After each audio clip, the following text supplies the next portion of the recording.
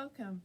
Today we're doing a special holiday story time online, and we've borrowed this special book from the Bates Library Collection.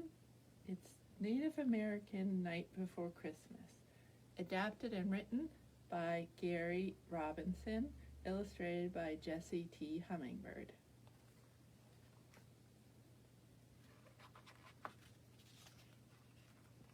See how many differences you can notice while we're reading the story. You notice here, these are buffalo.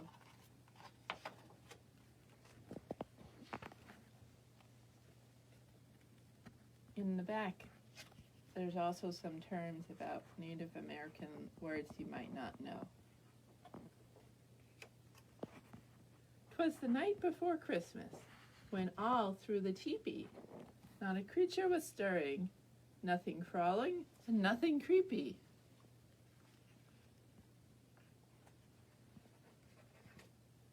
Moccasins were hung from the lodge poles with care, in hopes that old Red Shirt in time would be there.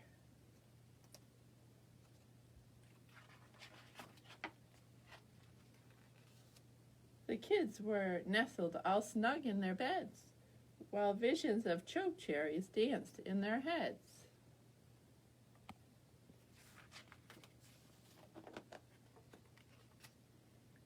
In my Pendleton, and Ma in her skins had just cuddled up cozy against cold winter winds.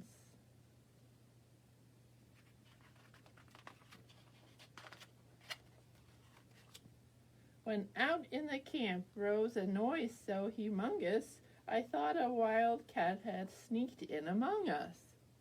At once I jumped up and ran through the clutter, threw back the flap, and made the lodge shudder.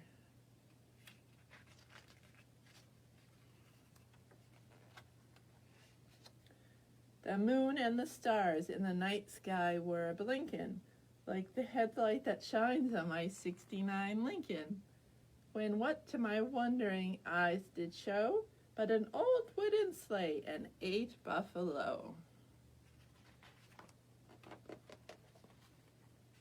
With a plump little driver who looked so well fed, I thought for a bit he was flying fry bread.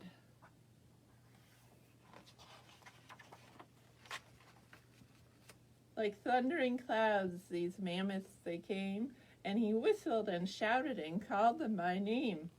Now Harjo, now Redbow, now Chino and Koala, now tall Chief White Cloud on Sam and Yahola. To the top of the trees, to the top of the bushes, haul your fat fur and move out your big tushes. Like pine cones cut up and all tousled by a whirlwind, suspended in air by the magic of medicine, up to the lodge top the bison they soared, with a sleigh of commodities, goodies, and more. Commodities would be a good word to look up. Then, in a moment, they froze there in space, and I felt the color all drain from my face. I turned back inside just as quick as a wink, as down the smoke hole old Red Shirt did sink. Dressed in red buckskins from his head to his foot, with beadwork and fringes, he really looked goot. A medicine bundle he had by his side, on his back a large bag made of buffalo hide.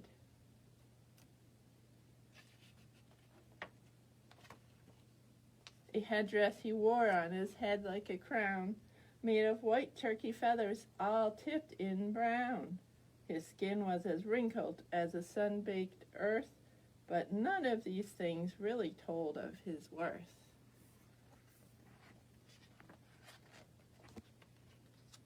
His face was like granite, his features so timeless. I knew that his soul held nothing but kindness. He spoke not a word, used sign language instead, and filled all the moccasins with toys and fry bread. If you've ever been to a state fair, you've probably had fry bread. It's delicious. And then, like smoke rising into the night, he gave me a wink and took to his flight. Up through the smoke hole, into the sleigh, wakening his team with a hearty "Ho-ka-hey!"